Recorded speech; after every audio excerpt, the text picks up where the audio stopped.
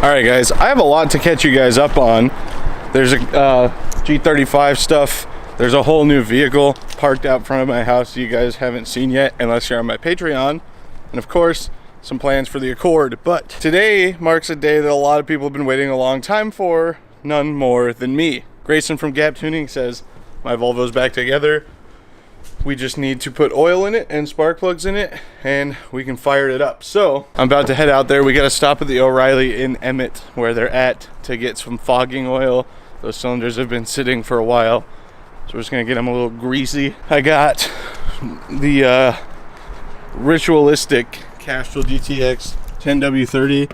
It's the oil I've always put in that engine. Shout out Jason Fensky from Engineering Explained for giving me all this full synthetic gear oil. That'll be going in my CDO9. I just got cheap NGK plugs because they didn't have the ones I actually wanted in stock anywhere. So we're just starting it. It's not going to be driving today. It doesn't have a drive shaft, as a matter of fact. And a laptop because I need to change a couple things in the Megasquirt settings before it'll start. Jumper pack because it doesn't have a battery.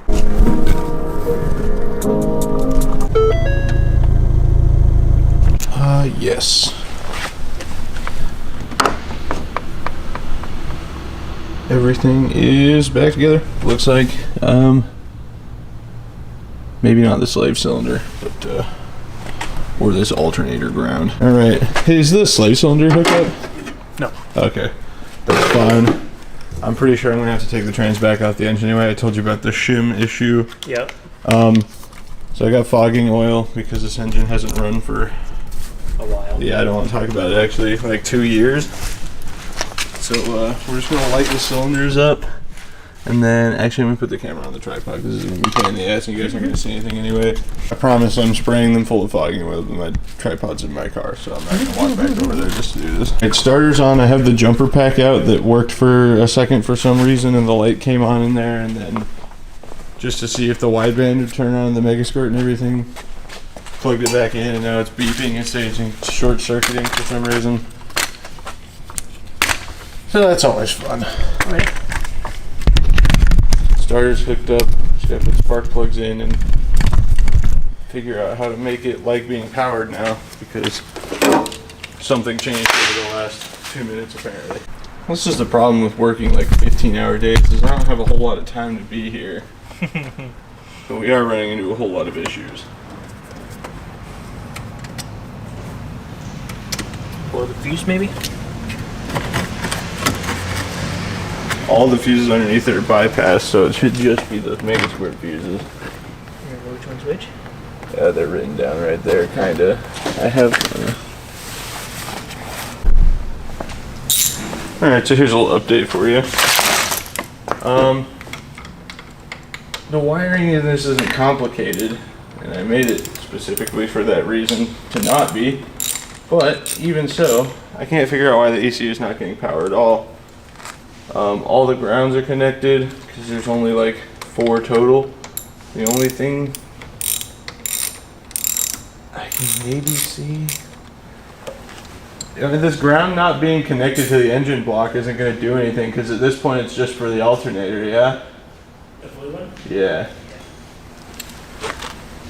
It's like the ECU could be powered entirely outside of the car with the power and ground that it has. Yep. In fact, actually, I could just put power directly to the ECU wire and it's grounded.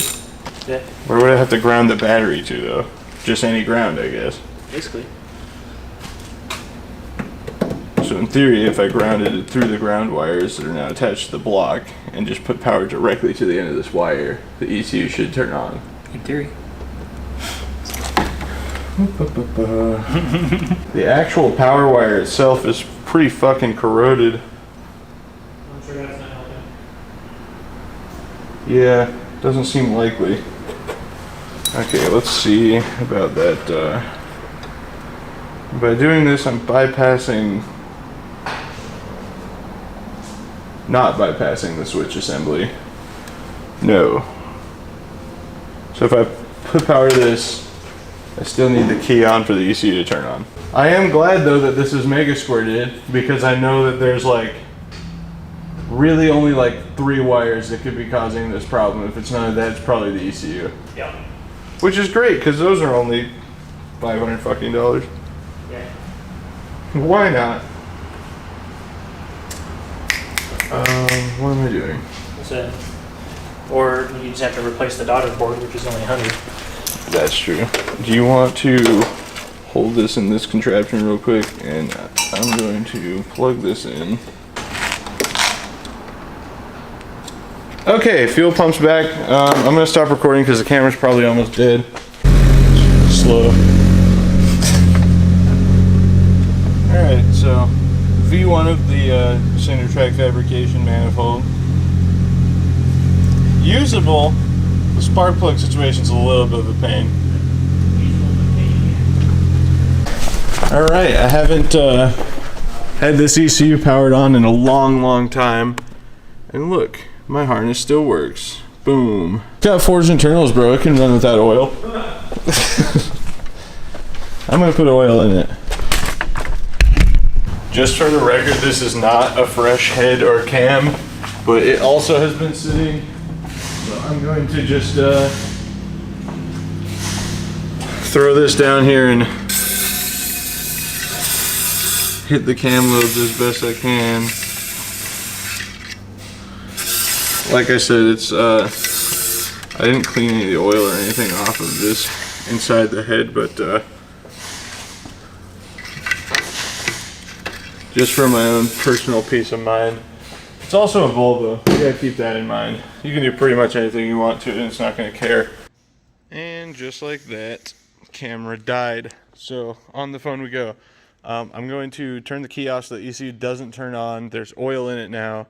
And I'm just going to make sure my old trusty starter switch in here is going to work, because if you guys have been watching for a while, you'll know the ignition switch, the actual starting component of that went bad. So I have this button here that just goes directly to the starter solenoid. So we'll test that real quick.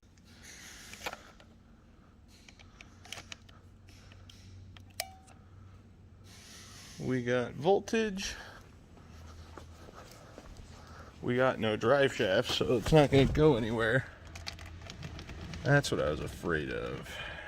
Take 2, I accidentally disconnected the power for the starter of the battery and forgot to put it back.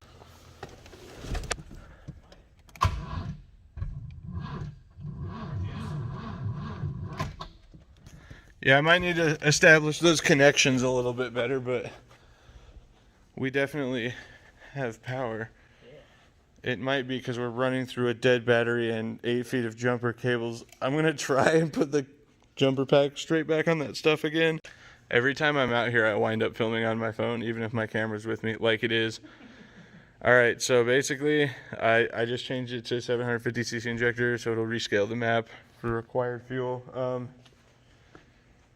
I did all the things, I'm pretty sure, so there's oil in the engine, and there's power to the ECU and power to the starter that will hopefully cooperate a little bit better than when I just tried it a few minutes ago. But I guess let's see what it wants to do. If I know Mega Squirt and my engine has compression, it's going to start right up. Should. Alright, you want to do the honors? You got keys in the right position, you just have to push that black button. But hold on, let me reset this. Oh, bitch. It's got this little rubber plug that covers the hole, and I always... Alright, hit it.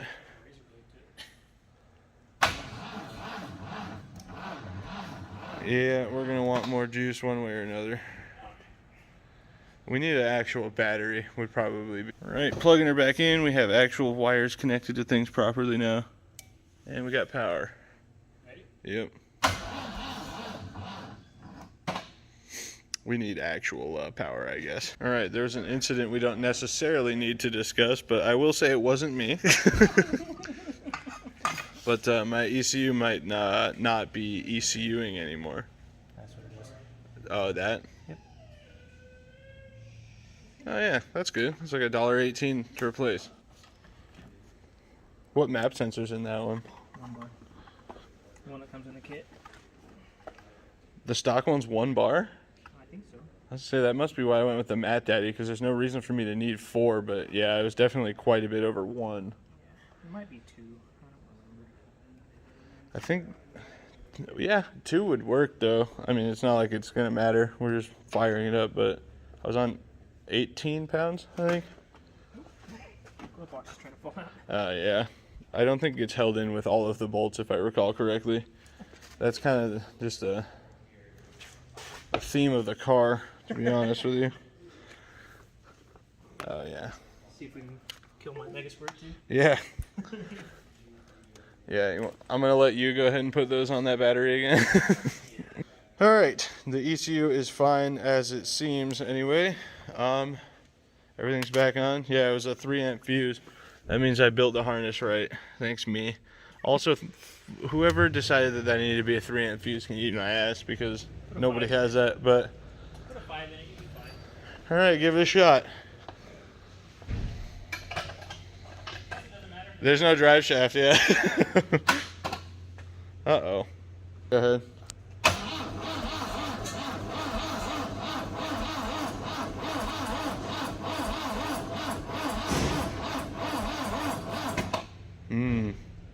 Good.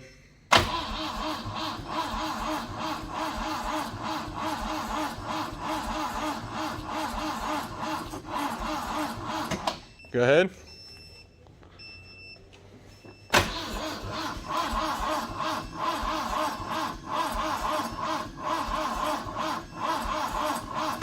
All right, Fiesta power this time. Yep.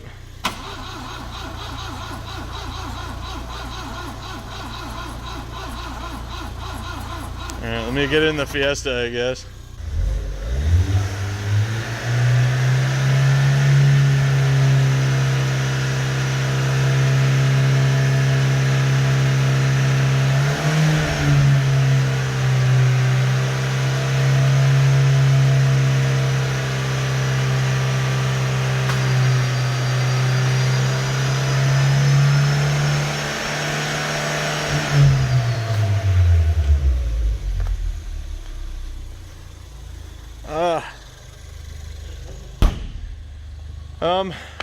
Yeah, I guess go for it.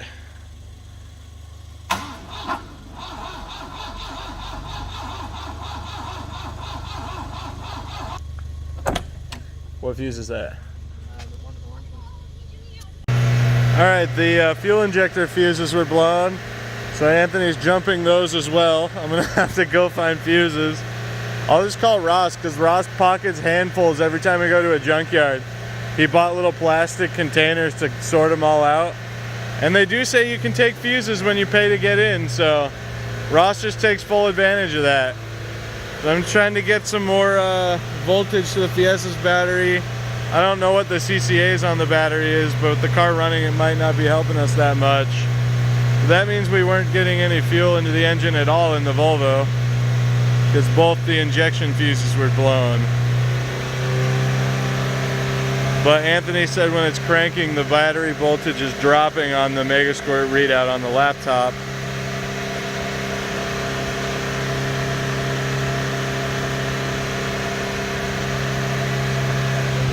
Let me close this one. Go for it.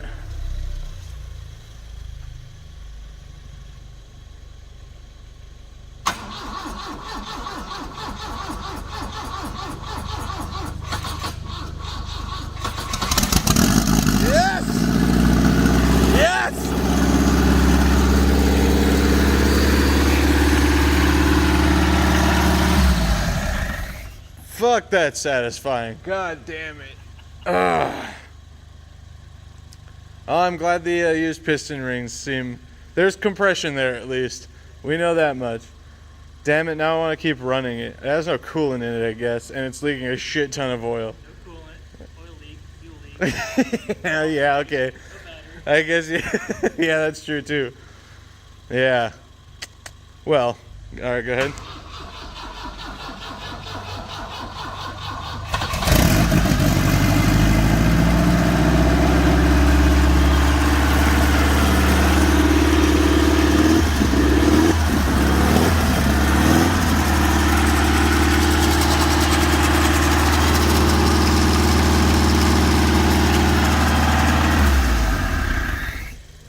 Hell yeah.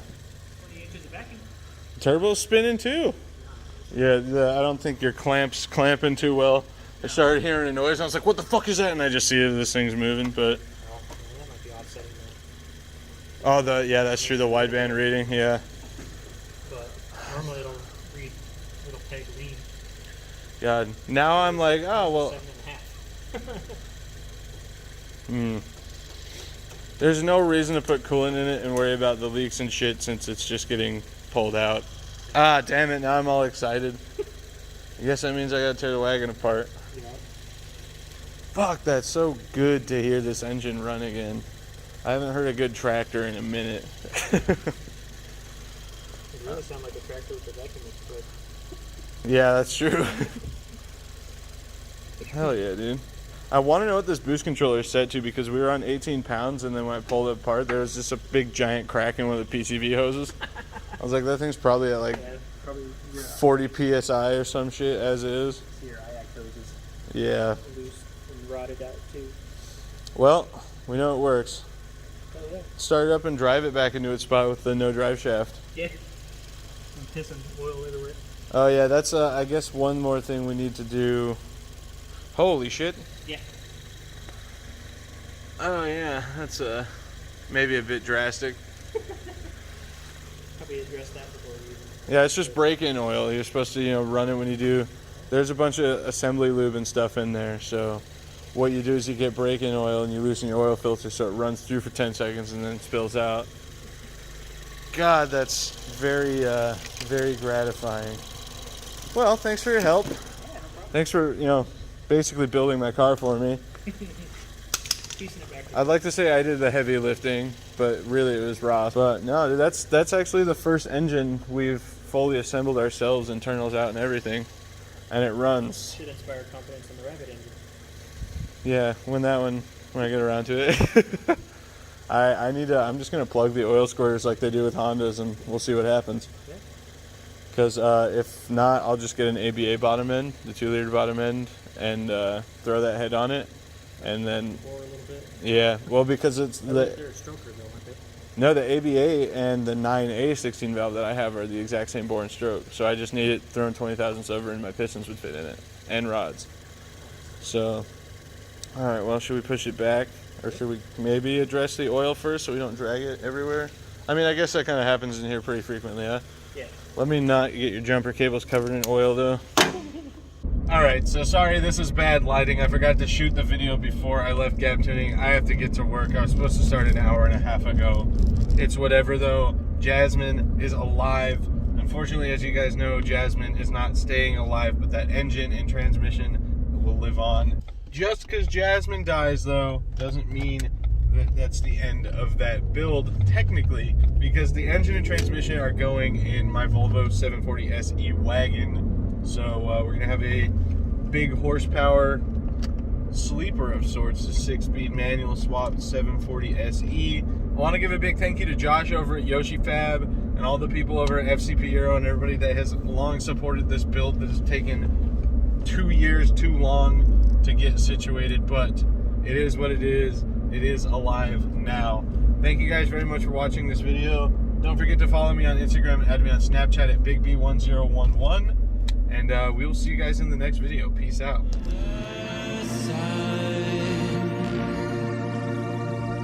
Then